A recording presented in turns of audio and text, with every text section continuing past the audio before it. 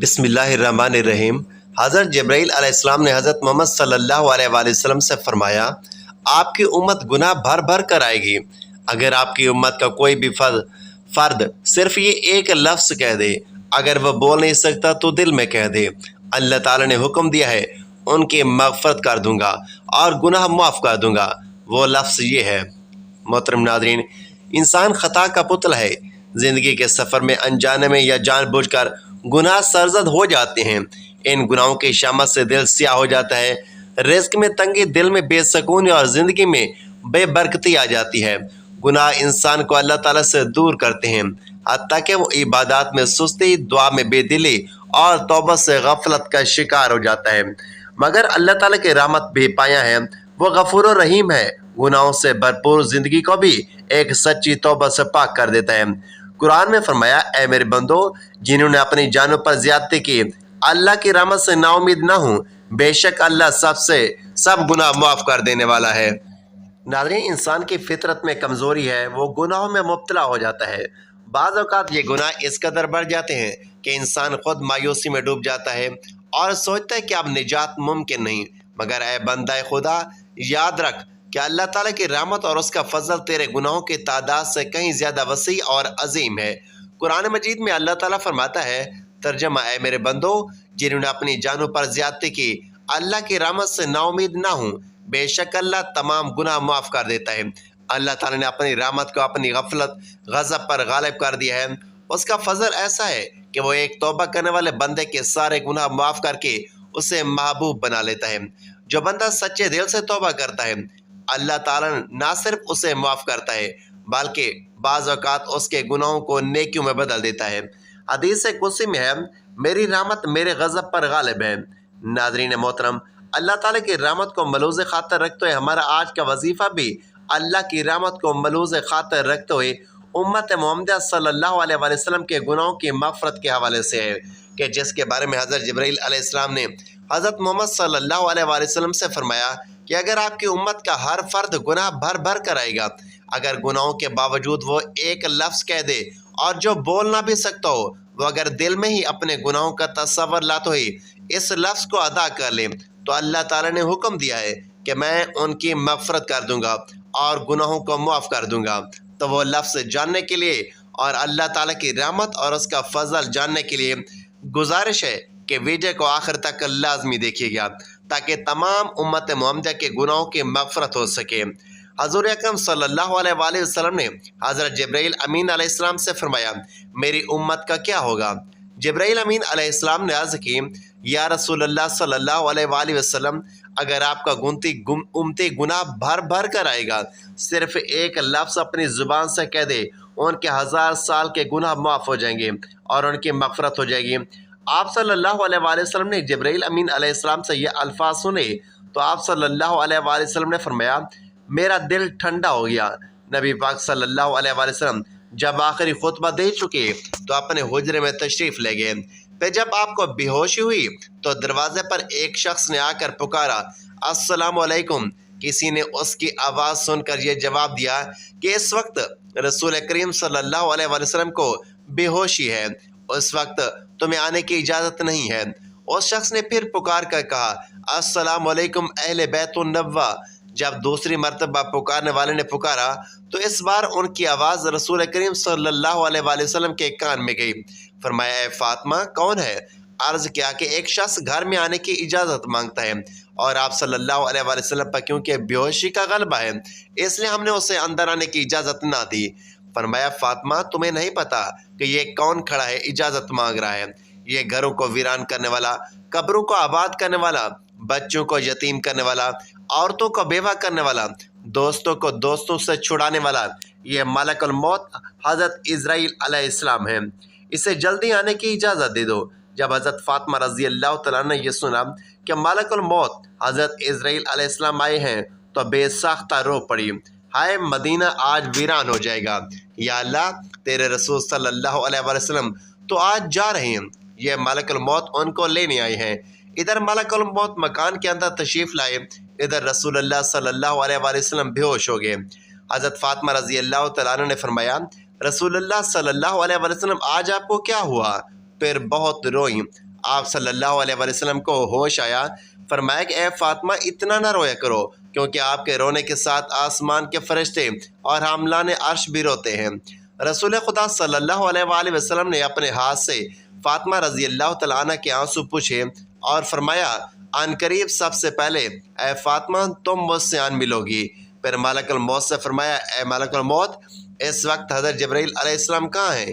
عرض کیا، یا رسول اللہ صلی اللہ علیہ وآلہ وسلم، اس وقت وہ 7ویں آسمان پر ہیں۔ آسمان کے ملائکہ حضرت جبرائیل علیہ السلام کو تعزیہ دے رہے ہیں۔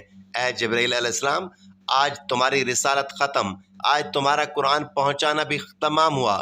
اگر جناب محمد رسول اللہ صلی اللہ علیہ وسلم وفات پا گئے تو جبرائیل علیہ السلام بھی دنیا سے گئے۔ اتنے میں حضرت جبرائیل علیہ السلام آئے اور کہا، اللہ تعالیٰ نے آپ صلی اللہ علیہ وسلم کو سلام فرمایا ہے، آپ کا مزاج پوچھا ہے۔ فرمایا کہ اے جبرائیل علیہ السلام، اس عالم میں میرے لیے کیا تیار کیا گیا ہے؟ عرض کیا، یا رسول اللہ صلی اللہ علیہ وسلم، آپ کے آنے کی خوشی میں دوزخ کو ٹھنڈا کر دیا گیا ہے، جنت آراستہ کر دی گئی ہے، آسمان پر فرشتے آپ صلی اللہ علیہ وسلم کے منتظر ہیں، دربان جنت کا دروازہ کھولے آپ کا انتظار کر رہے ہیں۔ فرمایا، اے جبرائیل علیہ السلام، بتاؤ میری امت کے لیے کیا حکم ہے؟ فرمایا کہ جس کے ہونٹوں میں جان رہ جائے گی، وہ بھی اگر دل میں توبہ کرے یا توبہ کے لیے ہونٹ ہلائے گا تو بھی 1000 برس کے گناہ معاف ہو جائیں گے، اور جس نے توبہ کی اس کو آپ اپنی شفاعت سے بخشوائیں گے، آپ جس کی شفاعت فرمائیں گے وہ بخشا جائے گا، آپ غم نہ کھائیں۔ اتنے میں ایک اور فرشتے نے حاضر خدمت ہونے کی اجازت طلب کی۔ رسول اللہ صلی اللہ علیہ وآلہ وسلم نے فرمایا، جبرائیل علیہ السلام یہ کون ہے؟ عرض کیا کہ یہ حضرت اسرافیل علیہ السلام ہے، فرشتہ ہے، آسمانی دنیا کا داروغہ ہے۔ جس دن اس نے آپ کو معراج کی شب میں دیکھا، آپ کے جمال کا عاشق ہوا ہے۔ آج اسے معلوم ہوا ہے کہ رسول خدا صلی اللہ علیہ وآلہ وسلم وفات پائیں گے۔ اس نے بارگاہ اقدس میں عرض کیا، میں نے رب الہی سے عاجزانہ دعا کی تھی کہ مجھے ایک مرتبہ اپنے نبی پاک صلی اللہ علیہ وآلہ وسلم کی زیارت ان کی زندگانی میں کرنے کا موقع عنایت فرمائیں۔ یہ فرشتہ اللہ رب العزت سے اجازت لے کر حضور پاک صلی اللہ علیہ وآلہ وسلم کی زیارت کرنے کے لیے حاضر ہوا ہے۔ رسول خدا صلی اللہ علیہ وآلہ وسلم نے فرمایا کہ اے ملک الموت، تم میری زیارت کرنے آئے ہو یا میری روح قبض کرنے کے لیے آئے ہو؟ حضرت اسرائیل علیہ السلام نے عرض کیا، مجھے خدا پاک نے حکم دیا ہے کہ جو مرضی ہمارے رسول پاک صلی اللہ علیہ وآلہ وسلم کی ہو ویسا ہی کرنا۔ اگر جناب کی مرضی پاؤ تو روح قبض کر لوں، ورنہ زیارت کر کے واپس چلا جاؤں گا۔ اس وقت رسول خدا صلی اللہ علیہ وآلہ وسلم نے حضرت جبرائیل علیہ السلام کی طرف دیکھا۔ حضرت جبرائیل علیہ السلام نے فرمایا، یا رسول اللہ صلی اللہ علیہ وآلہ وسلم، خداوند کریم نے آپ کو بلایا ہے اور آپ کا دنیا میں رہنا پسند نہیں کرتے۔ یا رسول اللہ صلی اللہ علیہ وآلہ وسلم، پورا آسمانی عالم آپ کی زیارت کا مشتاق ہے، کیونکہ آج آسمان کو سجا دیا گیا ہے۔ حوروں کو بلا خوف و خطر بننے سنورنے کا حکم ملا ہے کہ اگر آپ آسمان پر تشریف لے جانا چاہیں تو آپ کو ہم لے چلیں، اگر آپ یہی دنیا میں رہنا چاہتے ہیں تو آپ کی مرضی، اور ملائکہ آپ صلی اللہ علیہ وآلہ وسلم کے منتظر ہیں۔ رسول خدا صلی اللہ علیہ وآلہ وسلم کو ثابت ہوا کہ اب اللہ کو یہی منظور ہے کہ دار فنا کو چھوڑ دوں اور دار بقا کو اختیار کروں۔ آپ صلی اللہ علیہ وآلہ وسلم نے فرمایا کہ اچھا میری ازواج کو سامنے بلاؤ۔ سب بیویاں آپ صلی اللہ علیہ وآلہ وسلم کی خدمت اقدس میں حاضر ہوئیں۔ آپ نے فرمایا کہ دیکھو، تم صبر کرنا اور تقوی اختیار کرنا، اپنے گھروں سے باہر نہ نکلنا۔ حضرت ام سلمہ رضی اللہ تعالیٰ عنہ نے عرض کیا، یا رسول اللہ صلی اللہ علیہ وآلہ وسلم، کیا حال ہے؟ فرمایا کہ اب وہ وقت قریب آ گیا ہے کہ تم آج کے بعد میری آواز نہ سنو گی اور نہ ہی مجھ کو دیکھو گی۔ اور پھر فرمایا، اے فاطمہ، میرے بیٹے حسن اور حسین کو بلانے کے لیے کسی کو بھیجو۔ حضرت فاطمہ رضی اللہ تعالیٰ عنہ نے کسی آدمی کو بھیجا اور کہا، بہت جلد حسن اور حسین کو بلا لاؤ، کیونکہ سید المرسلین صلی اللہ علیہ وآلہ وسلم کی وفات کا وقت بہت قریب ہے۔ وہ شخص حضرت حسن حضرت حسین رضی اللہ تعالیٰ عنہ کو بلانے گیا تو راستے میں حضرت حسن اور حضرت امام حسین رضی اللہ تعالیٰ عنہ اس وقت بچے تھے اور اپنے گھر کی طرف سفر پر گامزن تھے، اور قاصد نے عرض کیا کہ جلدی چلو، تمہیں حضرت محمد صلی اللہ علیہ وآلہ وسلم نے بلایا ہے۔ حضرت حسن کو حضرت امام حسین رضی اللہ تعالیٰ عنہ نے دیکھتے ہوئے فرمایا کہ میں نے کہا تھا بھائی جان کہ میرا دل آج افسردہ ہے کہ آج میں نانا جان کی خدمت اقدس میں رہوں، میرا دل مانتا تھا آج کچھ ہونے والا ہے، اس لیے ہم پہلے سے ہی گھر کی طرف چل نکلے ہیں۔ حضرت حسن اور حضرت حسین رضی اللہ تعالیٰ عنہ نے فرمایا کہ اتنی جلدی کیوں ہے؟ کیا ہمارے نانا جان کے آخری وقت ہے؟ کیا آپ صلی اللہ علیہ وآلہ وسلم وفات فرمائیں گے؟ دونوں شہزادے گھبراتے ہوئے حاضر ہوئے۔ رسول خدا صلی اللہ علیہ وآلہ وسلم نے ان کو اپنے پاس بٹھا کر ان کے سروں پر ہاتھ پھیر کر فرمایا کہ میری امت کے ظالم تم پر ظلم کریں گے۔ حضرت فاطمہ رضی اللہ تعالیٰ عنہ نے عرض کیا، حضور صلی اللہ علیہ وآلہ وسلم اگر ان پر ظلم ہوگا تو یہ آپ صلی اللہ علیہ وآلہ وسلم کے بعد کس کو کہیں گے؟ رسول خدا صلی اللہ علیہ وآلہ وسلم نے فرمایا کہ اللہ ہی کافی ہے۔ حضرت حسن اور حضرت حسین رضی اللہ تعالیٰ عنہ آپ کی وفات کی باتیں سن کر روئیں۔ ان کی آواز سے جو مجمع صحابہ کرام رضوان اللہ علیہ اجمعین کا حجرہ شریف کے چاروں طرف جمع تھے، وہ بھی سب رونے لگے۔ حضرت جبرائیل علیہ السلام نے عرض کی، یا رسول اللہ صلی اللہ علیہ وآلہ وسلم، آپ کے بعد آپ کی امت کا رکھوالا کون ہوگا؟ یہ سن کر آپ صلی اللہ علیہ وآلہ وسلم اتنا روئے کہ آپ صلی اللہ علیہ وآلہ وسلم کا چہرہ انور آنسو سے تر ہو گیا۔ حضرت ام سلمہ رضی اللہ تعالیٰ عنہ نے کہا، اے رسول خدا صلی اللہ علیہ وآلہ وسلم، آپ تو ہر صورت میں اچھی جگہ تشریف لے جاتے ہیں، آپ صلی اللہ علیہ وآلہ وسلم کیوں روتے ہیں؟ فرمایا کہ میں اپنی امت سے جدائی کے صدمے میں روتا ہوں۔ جب صحابہ کرام کے رونے کی آوازیں بلند ہوئیں تب آپ صلی اللہ علیہ وآلہ وسلم نے فرمایا، اے علی، میرے حجرے کا پردہ اٹھاؤ، میں ایک آخری نظر اپنی امت کو دیکھ لوں۔ حضرت علی رضی اللہ تعالیٰ عنہ نے پردہ اٹھایا اور صحابہ کرام کو پاس بلایا۔ جب وہ دیوانوں کی طرح رونے لگے تب آپ نے فرمایا، اے مصیبت زدہ لوگو، صبر کرو، میں جاتا ہوں تمہارے لیے حوض کوثر اور جنت آراستہ کرتا ہوں، تم سب سے پہلے جنت میں جاؤ گے، تم سے پہلے کوئی امت نہ جائے گی۔ اے میری امت، دین اسلام پر قائم رہنا اور قرآن کو اپنا امام بنانا۔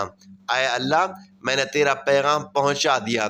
یہ فرماتے فرماتے رسول خدا صلی اللہ علیہ وآلہ وسلم کی آنکھیں بند ہوئیں اور ماتھے پر پسینہ آیا، بے ہوشی طاری ہوئی اور حضرت علی رضی اللہ تعالیٰ عنہ نے صحابہ کرام کو اشارہ سے رخصت کیا۔ صحابہ کرام باہر چلے گئے۔ حضرت بی بی فاطمہ رضی اللہ تعالیٰ عنہ نے عرض کیا کہ یا رسول اللہ صلی اللہ علیہ وآلہ وسلم، میں حشر کے دن آپ کو کہاں ڈھونڈوں گی؟ فرمایا کہ لوح حمد کے نیچے۔ عرض کیا کہ اگر وہاں پر رسول اللہ صلی اللہ علیہ وآلہ وسلم سے ملاقات نہ ہوئی تو فرمایا کہ حوض کوثر پر۔ اگر وہاں بھی نہ ہوئی تب میزان عدل کے پاس جہاں امت کے اعمال تولے جائیں گے، پھر یا تو پل صراط پر، میں وہاں جہنم کے کنارے پر کھڑا امت کے سلامتی سے گزر جانے کی دعا کرتا رہوں گا۔ جب رسول خدا صلی اللہ علیہ وسلم سب کی وصیت سے فارغ ہوئے، فرمایا کہ اے ملک الموت، مجھے اپنے رب کی ملاقات کا شوق ہے، اب تم جس کام کے لیے آئی ہو وہ کام کرو۔ رسول خدا صلی اللہ علیہ وسلم کی روح قبض کرنے کی اجازت مرمت فرمائی۔ ملک الموت نے روح قبض کرنا شروع کی، وہ تکلیف شروع ہوئی تو فرمایا، اے اللہ، موت کی بڑی سخت تکلیف ہے، الہی تو ہی یہ موت کی تکلیف آسان کرے گا۔ مٹی کے پیالے میں پانی بھروا کر موت کی گھبراہٹ میں گھڑی گھڑی پانی میں ہاتھ ڈالتے، وہ ہاتھ منہ پر پھیرتے اور فرماتے، اے اللہ، مجھے اپنے پاس بلا لے۔ حضرت فاطمہ رضی اللہ تعالیٰ عنہ نے کہا کہ یا رسول اللہ، آج آپ کو بہت تکلیف ہے۔ فرمایا، اے فاطمہ، جب میرا انتقال ہو جائے تو کہنا انا للہ و انا الیہ راجعون۔ پھر آپ صلی اللہ علیہ وآلہ وسلم کو نزع کی تکلیف زیادہ ہوئی تو حضرت جبرائیل علیہ السلام روئے اور اپنا منہ پھیر لیا۔ رسول خدا صلی اللہ علیہ وآلہ وسلم نے فرمایا، لوگوں دیکھو، نماز کی حفاظت کرنا۔ آپ یہ فرمانے لگے، یا رب امتی، یا رب امتی، کہتے کہتے جان سینے تک سمیٹ آئی۔ نیچے کے جسم کی جان نکل چکی تھی مگر امت گنہگار کا کلمہ منہ پر جاری رہا۔ حضرت جبرائیل نے فرمایا کہ اللہ تعالیٰ فرماتا ہے کہ ہم آپ کی امت پر 1000 درجہ آپ سے زیادہ مہربان ہیں۔ اے نبی صلی اللہ علیہ وآلہ وسلم، آپ اپنی امت میرے سپرد کر کے موت کی تکلیف کو آسان کیجیے۔ یہ سن کر فرمایا کہ اب میرا دل ٹھنڈا ہوا، اب گردن مبارک کا مورا ایک طرف کو مائل ہوا اور روح مبارک پرواز کر گئی۔ تو ناظرین محترم، وقت کی نزاکت کو مد نظر رکھتے ہوئے آپ کو ان الفاظ کے بارے میں بتاتے ہیں جو حضرت جبرائیل علیہ السلام نے حضور صلی اللہ علیہ وآلہ وسلم سے فرمایا کہ اگر آپ کی امت گناہ بھر بھر کر آئے گی تب یہ الفاظ پڑھ لے گی، یا جو پڑھنا نہیں بھی جانتا وہ دل میں تصور کر لے گی، تب بھی اللہ تعالیٰ اس کے گناہوں کو معاف فرما دیں گے، اس کی بخشش فرما دیں گے، اس کی زندگی بھر کے گناہ معاف کر دے گا، اس کی مغفرت کر دے گا اور اس کے لیے دنیا اور آخرت آسان کر دے گا۔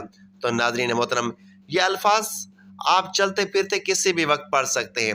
اگر آپ کسی نماز کے بعد بھی پڑھنا چاہیں تو بھی پڑھ سکتے ہیں۔ آپ فجر کی نماز کے بعد پڑھ لیں، ظہر کی نماز کے بعد پڑھ لیں، عصر، مغرب یا عشاء کسی بھی نماز کے بعد پڑھ سکتے ہیں، یا اس کے علاوہ آپ اپنے دن بھر کی مصروفیات میں جب آپ کو وقت مل جائے، آپ کہیں پر بھی موجود ہوں، دنیا کے کسی بھی کونے سے آپ کا تعلق ہے، تو آپ ان الفاظ کو بکثرت پڑھ سکتے ہیں۔ ان الفاظ کو پڑھنے کے لیے سب سے پہلے آپ نے باوضو ہو جانا ہے، اور باوضو ہو جانے کے بعد حضور اقدس صلی اللہ علیہ وآلہ وسلم کی ذات اقدس پر درود پاک کا نذرانہ پیش کرنا ہے۔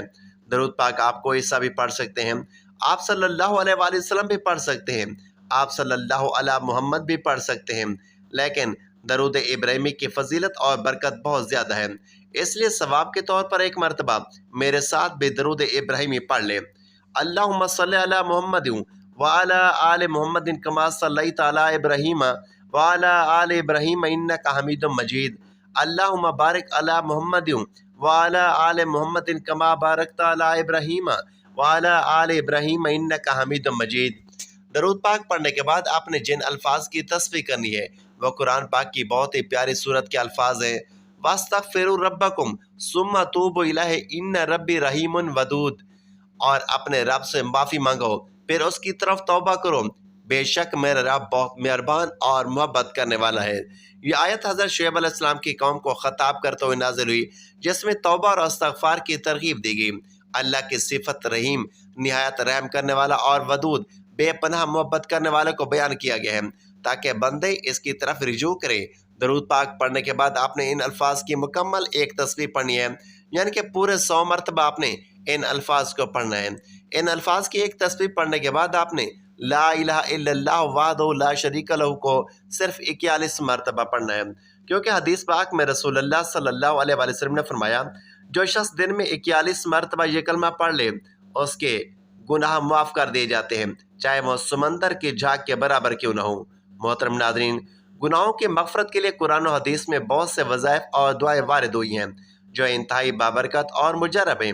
ان میں سے بعض ایسے ہیں جن کے بارے میں نبی کریم صلی اللہ علیہ وآلہ وسلم نے فرمایا کہ جو شخص یہ پڑھے اللہ تعالیٰ اس کے تمام حتیٰ کہ بڑے گناہ بھی معاف فرما دیتا ہے۔ تو آپ نے ان الفاظ کو پڑھنے کے بعد آخر میں درود پاک پڑھ کر اللہ تعالیٰ سے اپنے گناہوں کی سچی توبہ کرنی ہے، توبہ نصوح، یعنی سچی توبہ، کہ جس کے بعد گناہ نہ کرنے کا عزم کرنا ہے، اور خلوص دل سے پچھلے تمام گناہوں پر شرمندگی اور ندامت کا اظہار کرتے ہوئے رو رو کر گڑ گڑا کر دعا کرنی ہے، کیونکہ اللہ کا فضل اور اس کی رحمت ہر چیز پر حاوی ہے۔ بس دل سے پکار کر آنکھوں میں آنسو لا کر سچی توبہ کر کے دیکھیں، پھر دیکھیں کس طرح رب کریم اپنی رحمت کے سائے میں لے لیتا ہے۔ بس شرط یہ ہے کہ دل سے ندامت اور زبان پر استغفار ہو، اور نیت یہ ہو کہ آئندہ گناہوں سے بچا جائے گا، تو پھر اللہ تعالیٰ ایسے بندے کو نہ صرف معاف کرتا ہے بلکہ اس کے گناہوں کو نیکیوں میں بدل دیتا ہے۔ بس اللہ کی رحمت سے ہمیشہ امید رکھو اور توبہ کرتے رہو۔ جو انسان خلوص دل کے ساتھ، کامل یقین کے ساتھ اللہ تعالیٰ کی ذات پر بھروسہ کرتے ہوئے ان الفاظ کو پڑھتا ہے اور دل سے اللہ تعالیٰ کی طرف رجوع کرتا ہے، توبہ استغفار کرتا ہے، اللہ تعالیٰ اس کی توبہ کو ضرور قبول فرماتا ہے اور اس کے گناہوں کو معاف فرماتا ہے۔ تسبیحات پڑھنا دراصل بندے کا اپنے رب سے روحانی رابطہ ہے جو دل کو سکون اور روح کو اطمینان بخشتا ہے۔ جب زبان پر سبحان اللہ، الحمدللہ اور اللہ اکبر کے الفاظ جاری ہوتے ہیں تو دل میں نور اترتا ہے، غموں کا بوجھ ہلکا ہوتا ہے اور انسان اپنے خالق کے قریب محسوس کرتا ہے۔ تسبیح کے یہ پاکیزہ الفاظ صرف ذکر نہیں بلکہ ایمان کی تازگی، گناہوں کی معافی اور رحمت الہی کے دروازے کھولنے کی کنجی ہے۔ جو دل اللہ کے ذکر سے آباد رہتا ہے وہ کبھی ویران نہیں ہوتا، کیونکہ تسبیحات وہ نوری پھول ہیں جو مومن کے دل کی وادی میں ہمیشہ خوشبو بکھیرتے رہتے ہیں۔ یہ وہ عبادت ہے جو زبان سے ادا ہوتی ہے مگر اثر دل پر چھوڑتی ہے، اور یہی ذکر الہی انسان کو دنیا کی فانی مصیبتوں سے اٹھا کر آخرت کی ابدی راحتوں کی طرف لے جاتا ہے۔ دعا ہے کہ اللہ تعالیٰ ہمارے بھی صغیرہ کبیرہ گناہوں کو معاف فرمائے، ہمیں اپنے پیارے آقا حضرت محمد صلی اللہ علیہ وآلہ وسلم کے احکامات پر چلنے کی توفیق عطا فرمائے، نیکی کی بات کو سننے سمجھنے اور اس پر عمل کرنے کی طاقت اور توفیق عطا فرمائے، اور ہماری توبہ قبول فرماتے ہوئے ہماری دنیا اور آخرت سنوار دے۔ میرا سنانا اور آپ کا سننا اپنی بارگاہ الہی میں قبول اور منظور فرمائے، آمین یا رب العالمین۔ ناظرین، ویڈیو اچھی لگے تو ویڈیو کو لائک کریں، دوستوں میں شیئر کریں، چینل کو سبسکرائب کریں اور کمنٹ باکس میں اللہ تعالیٰ کے 99 ناموں میں سے ایک نام ضرور ٹائپ کریں۔ اگلی ویڈیو تک کے لیے اجازت دیجیے۔ اللہ حافظ۔